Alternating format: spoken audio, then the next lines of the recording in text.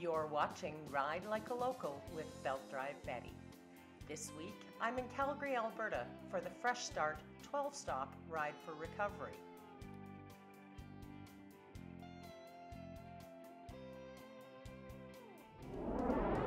I'm being joined right now by Stacey Peterson, who happens to be the Executive Director and the head here at Fresh Start. Now, we just finished a beautiful ride today, culminated by an absolutely amazing steak dinner. Can I ask you a really, really tough question?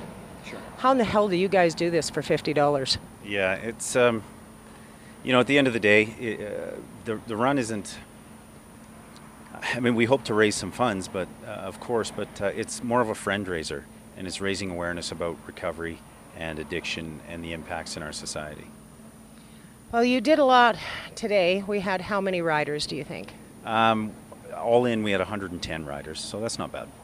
110 riders who came out, they heard the message, they went through the 12 steps, through the 12 stops. Yeah. Let's talk a little bit about that whole process from the time we started this morning with breakfast to the time we culminated with dinner and the 12 stops in between.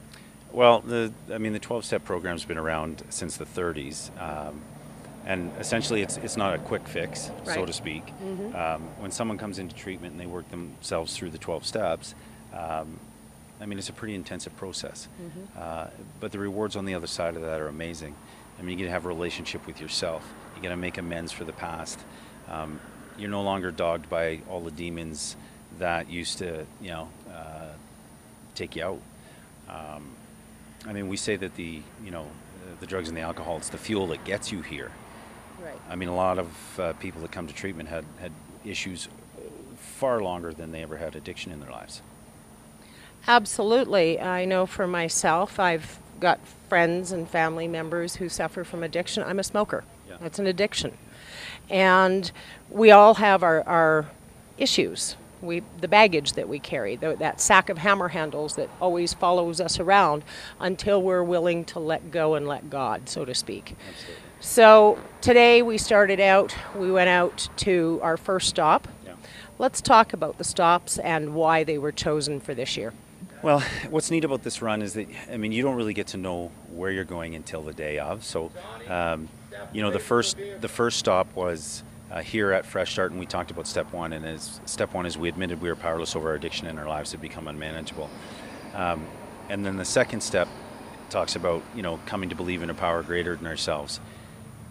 Out there using and drinking and doing the deal for those that have an addiction issue. They had higher powers all the time. They just need to find one that won't kill them. The point of step two also is it's about a wheat. It's a wheat program. Right. And so the second stop, we pulled an airplane across the tarmac. One person can't do that. You can't do that alone. So we needed a bunch of people to, and it symbolized the we part. And then we had different stops along the way that talked about, and they made links to each step. So, right. For example, we had one of the stops was every year we would typically write our names on this scroll, and the scrolls get hung in Rumpel Hall here at Fresh Start. And but this year we wanted to do something different. So step 9 is made direct amends to such people wherever possible, except when to do so would injure them or others. And so every person that was in the run wrote something or drew something on a fabric square, and there's a place called the Stitchery out by Didsbury, and by Olds rather, and the ladies there donated their time and their materials, and they sewed this quilt all together, and that'll be displayed here in the house, and it will serve as some hope for somebody else looking at it. What is the one thing that you would like my audience to know about this event and why they should consider supporting it? Well, because addiction affects us all, right? One of the things that Fresh Start isn't is heavily government funded. 1% of our funding comes out of the government in terms of a direct contract. So, we really do rely on the supports of the community to help subsidize treatment for men and their families. Right. And so you guys predominantly support the males in the family and help them. Why is it that you felt the males were the ones that needed your support the most? Well, when I say the families, we actually have a dedicated family healing program which is open to anybody who has somebody in their life with addiction. So the residential live-in part of this facility is for men. You know, I mean, for men to ask for help, it's almost impossible sometimes. But what these men gain by coming together here, they build a bond with one another. And again, that's that whole we piece, right? Fresh Start has a really strong alumni association. They meet here weekly. They have a president, a vice president, secretary, treasurer, you know, and when new guys come in without hope, they feel worthless and hopeless and desperate, and you know, they look at these alumni that, you know, that have been there, and it gives them hope. So. Now, earlier this morning, you shared with us that you're an alumni, that you yourself have gone through challenges in your life, and you also shared with us that your mom just passed away. How did it make you feel today to be surrounded by people who looked at you and went, "We get it"? Well, I'm actually not Fresh Start alumni. No. Been here 11 years, but I am in recovery, person in recovery, and October will be, it's funny, October will be 28 years for me, and it would have been my mom's 38 years of sobriety. How did it, I mean, I don't really know if there's really another accurate word to use, but felt loved, supported. The power of identification is huge, right? The human spirit never ceases to amaze me. We may have different experiences in our lives, but you know what pain is, you know what joy is, you know, and we're all just trying to get through this thing together. And life is a beautiful journey when we allow it to be, and when we go through it together. I mean, you look at geese, they mate for life. They fly around all over North America together, and when the mate dies, they grieve horribly. Yeah, completely. And this, the death of someone spiritually, and they walk through these doors, and I look at that statement that says, "You are no longer alone. Welcome home." Yeah. That has to be a very powerful healing tool. Just that one statement. Absolutely. You know, everybody wants to belong. I mean, everybody wants to be part of something. I mean, you know, Maslow's hierarchy of basic needs. I mean, it's a basic human need to love and to be loved. And we all want that. And people that say they don't want it, they don't care about it, they're just like, nah, they're the girls that need it the most. You know? And I mean, that's, you know, one of the things about the guys that come here. I mean, if you want to see how someone feels about themselves, watch how they treat themselves, watch how they treat the people around them. People at the tail end of active addiction don't feel good about themselves. They just don't. You need to expect that people are going to behave poorly, right? And if you can see through that and get to the other side, because they want you to give up. Not all of them, but there's some, you know, guys want you to give up on them. When you surprise them by not giving up on them, oftentimes that's the difference maker. I had a very wise grandmother who had a statement that she hammered into our heads on quite a frequent basis. And that statement was, there's a little bit of good, little bit of bad in the best of us, and a little bit of good in the worst of us. and that she always wanted us to remember to treat each other with kindness and gentleness, that we don't know what someone else's journey is. And, you know, too often we get wrapped up in our own baggage and we forget about the spirit of others. Yeah. This center is all about helping people rediscover their own spirit? Yeah. Well, you know, I mean, it's kind of like when people come in, all of us come in, and we're all, you know, wounded healers. You know, people come in broken, and it's like having an abscess tooth. When you have that abscess tooth, you know it's the only thing you can think about. Who cares? You know, it doesn't matter what's going on. That's hammering away at you. When you got a wounded self, that's all you can think about. So a huge part of this process is getting out of yourself and helping others. And I've never seen anybody get well just solely focusing on the problem. It just because you just go in circles, and you just go in the self-loathing and all those things grow. If you just focus on something that's more positive, loving, and trying to accept that, and telling yourself that you deserve a good, decent life, it's amazing what happens. Well, thank you for an amazing day today. Thank you for the work that you do with these people and helping them reclaim their lives, because we all deserve hope. Absolutely. You mentioned that. I heard Romeo Dallaire speak, and he talked about some of the horrors he saw in South Africa and that. And what he said about hope, he said it's the oxygen of humanity, and without it we'll perish. We just can't lose that. So thanks so Absolutely. much. Thanks so much for coming today. It was Thank great. you. It was awesome. Thank you very much.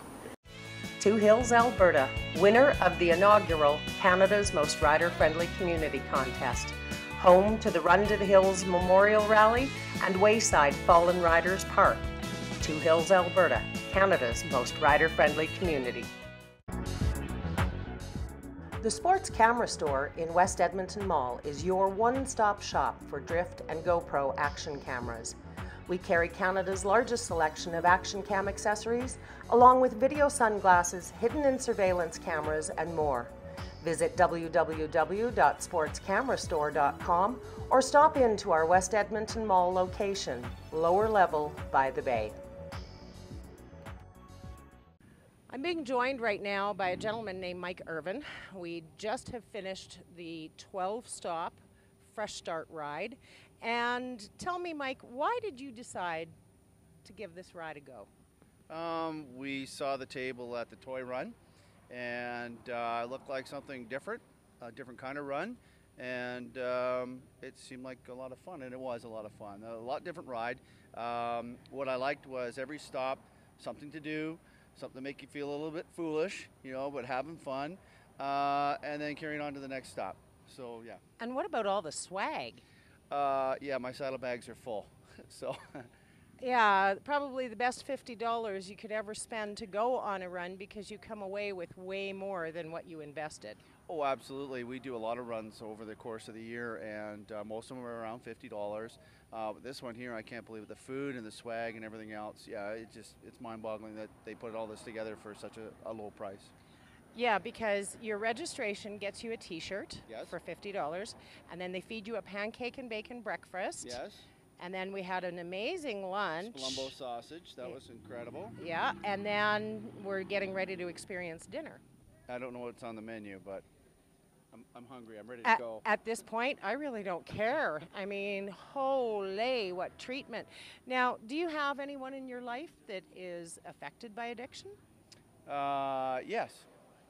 So it's kind of fitting that you decided to come on this ride. What do you think about this beautiful center and the work they do here? I had no idea the place existed. I have a new coworker that is very active in all of this, and she's been telling me about it, and I think curiosity got me here as well.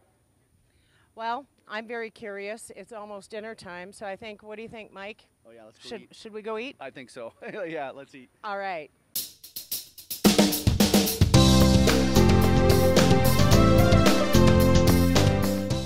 Hi, I'm Holly Sorgen. I'm the Executive Director for Community Futures Grand Prairie Region.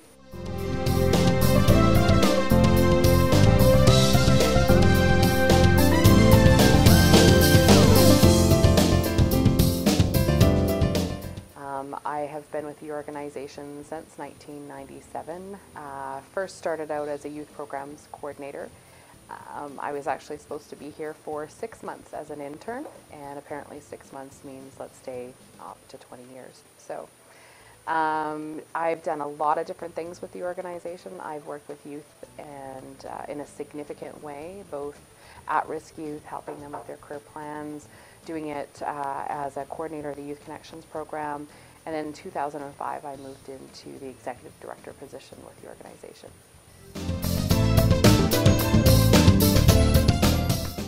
So a little bit about why I work for Community Futures. So I think one of the most important things is to understand how important family is to Community Futures.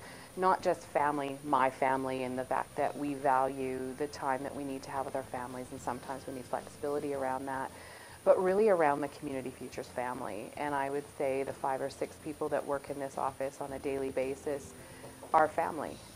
We believe in one another, we provide support to each other, and that family, I think, is really personified when we work with our clients. It's not just our client working with us, it's our client working with the entire team. It's our client working with the Community Futures family. And I think if you were to talk to some of our clients, they would say that they feel like they're really a part of the organization and that we hear and listen to them. And I think that that's the most important reason why I've stayed with the organization for so long. If I think about some of the things that motivate me, I think you know, the fact that we get to do something different every day. We might have the same sort of schedule. We're here from 8:30 till 4:30, and that isn't really indicative of what we really do, because most of the time we're working a lot more. We're working with clients in the evening and on weekends. But really what motivates me is to actually see a client start from an idea and watch them progress through the whole planning process, through the trials and tribulations, the market research, the frustration, the working with the numbers, trying to find financing, but seeing them at the end of the day opening a door or launching a website or being available to the public for services and products, and to see the sense of accomplishment on their face. That is why I do what I do. It's what motivates me every day to come in and to see clients be successful and to be a part of that in whatever way, shape, or form, I think is what motivates me the most.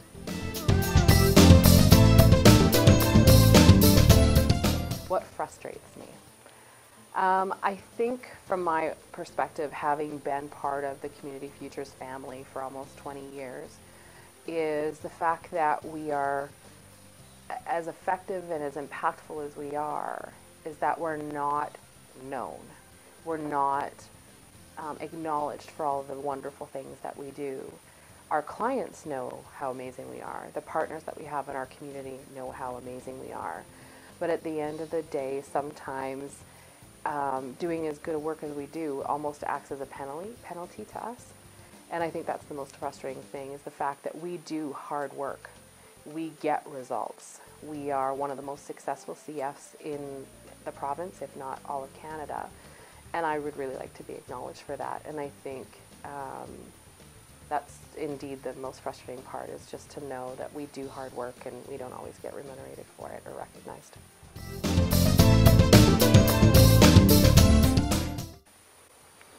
And I am a manager who rides. So what's my favorite road to ride? Well, I just started riding a couple of years ago, so I haven't rode a lot of places. But I think one of the best rides that I have had was to ride from my home, which is a rural area outside of Grand Prairie, through to Rycroft, across to Tangent, and across on the Shaftesbury Ferry, and then over to Peace River. It's scenic. The Shaftesbury Ferry is amazing, and you see some of the sights that you wouldn't normally see on really, really high driver roads. And I think it's probably one of the most peaceful rides that I've ever had. So by far, so far, my best. There's a lot more running to be done.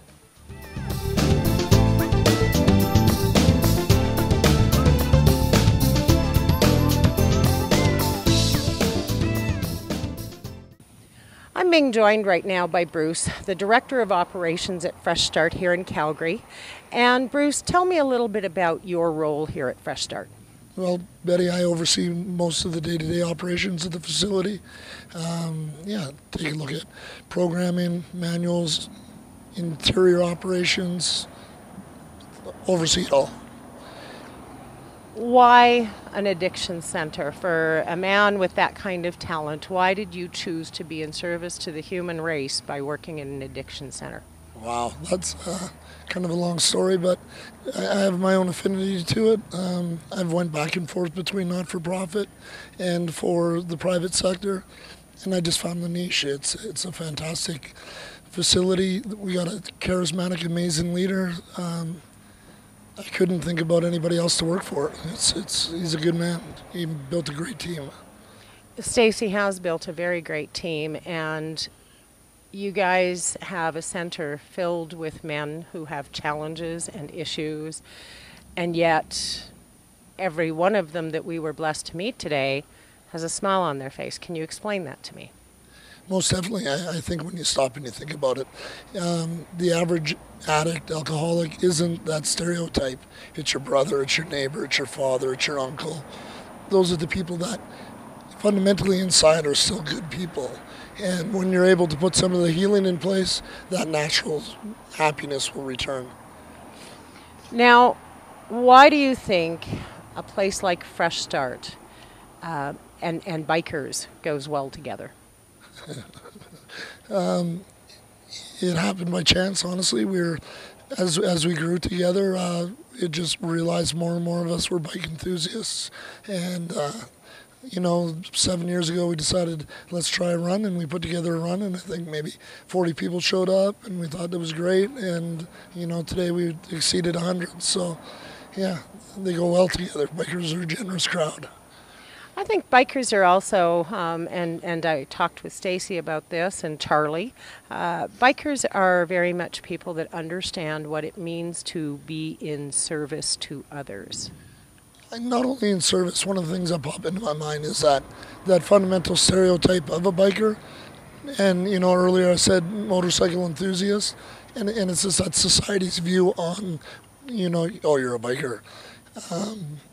Is much similar to that an addict faces, right? It's just that stereotype, and regardless whether I go to work in a suit and then put leather on at the end of the day, what can you do? So I think there's an affinity there also. Moncton, New Brunswick, home of Atlanticade Motorcycle Festival and runner-up community in the inaugural Canada's Most Rider-Friendly Community Contest, sponsored by Community Futures of Alberta. Thinking of starting a new business? Expanding an existing one? What could you do if you had a team? We'll meet your new team. Hi, I'm Holly Sorgen. I'm the Executive Director.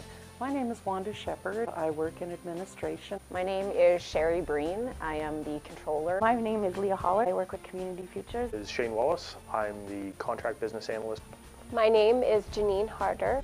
Community Futures, growing communities, one idea at a time. And the people that come to your center come with baggage that comes from many, many places.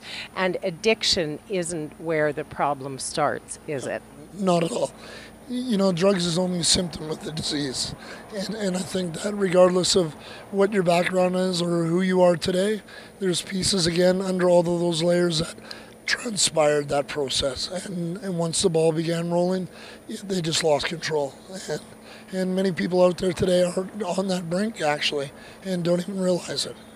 I think so, because it's not just drugs and alcohol that you can be addicted to. You can be addicted to work.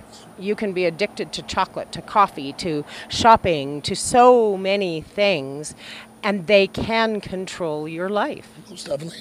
Today, with the science of today and the brain chemistry and the actions and the neural pathways, it's a clear indicator that is more than plausible. And multiple poly addictions exist, and it doesn't always need to be drug and alcohol. I think that the darkness that lies with that is an easy attraction, and the impact of community seems greater than that of somebody who works too much. The reward system seems like hardworking guy going to work each day, but there's still impact to the family and the loss of that support from the father emotionally. Sorry. That's okay. And so anytime there's a pulling back of emotion, that starts way back. None of these alcohol, drugs, any of the manifestations of the addiction actually start from a place of feeling like I'm not enough. Correct. I think the place of feeling of I'm not enough begins. However, the trauma and unmanageability, if you will, of addiction doesn't occur till much later. The ability to stuff and put down and cover up repeatedly over the years soon wears thin. And it just attracts its own trouble. But to peel it back, if you will, like the proverbial onion, by the time you get to that sweet spot, back to the original being, that's what it is. I want to take a moment and thank you for all the work you do here at the center, for everything that was done today. It was a wonderful day, filled with so many interesting stories and characters and things to do and see. And if there's one thing that you would like my audience to really understand about Fresh Start, what would that one thing be? There is a solution. The harm can stop. The pain can stop today. We understand. I think that's the biggest word right there. We understand. Yeah. Most definitely. Most definitely. Thank you again for taking some time with me, Bruce. Betty, thank you very much. It was a great day. All right. I'm being joined right now by Trudy Emerson. She was on the Fresh Start ride today. Trudy, why did you decide to come out for this event?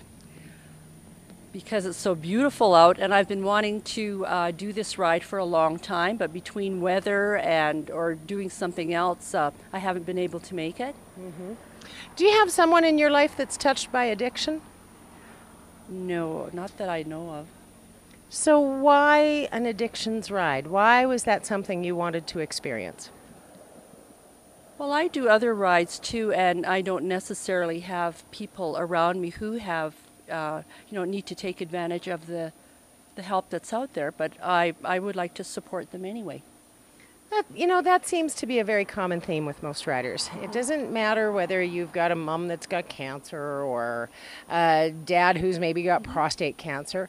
A lot of people just really want to be involved and pay it forward. Is that kind of the spirit that's in your heart? Sure. If I can help out, why not?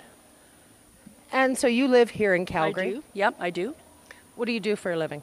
I'm retired, and I'm a volunteer Tai Chi instructor. A volunteer Tai Chi instructor. And what got you into that? I had a lot of back issues, and I tried different things, and I found that the Tai Chi did it for me. Geez, you and I need to have a talk. Now, the ride today, beautiful weather, yes, amazing stops, and the swag. Do you really think that $50 is enough for this ride, for everything that you get? I think this is the one of the best rides that I've ever been on. The 3 meals, the swag, the T-shirt, it's a good bang for the buck. No kidding, it's good bang for the buck. I wonder how everything has to have been sponsored for them. Otherwise, where would they make money giving all that stuff away? Yeah, that's right. That's right. What was your favorite stop on the ride? I didn't really have a favorite stop. There's a couple of places in Sundre and in Olds, like the museum and the wetland park area, that I didn't even know were there. I didn't know about the Olds Botanical Garden, the wetland garden. I thought that was absolutely beautiful. And in Sundre, that museum that we went to, that was amazing. That taxidermy display was phenomenal. Yeah, I didn't get time to really go through it all, but I really want to go back. Yeah, I think that's the beauty about doing a ride like this, where they take you to all of these little communities, is it whets an appetite for exploration, doesn't it? Yeah, I just wouldn't think of going there. So, yeah. And I enjoyed how Mother Nature smiled on everyone. They arranged it very well. I would say so. Well, thank you very much for taking a few minutes with me, and maybe we'll see you again soon. Probably. Thank you. Thank you.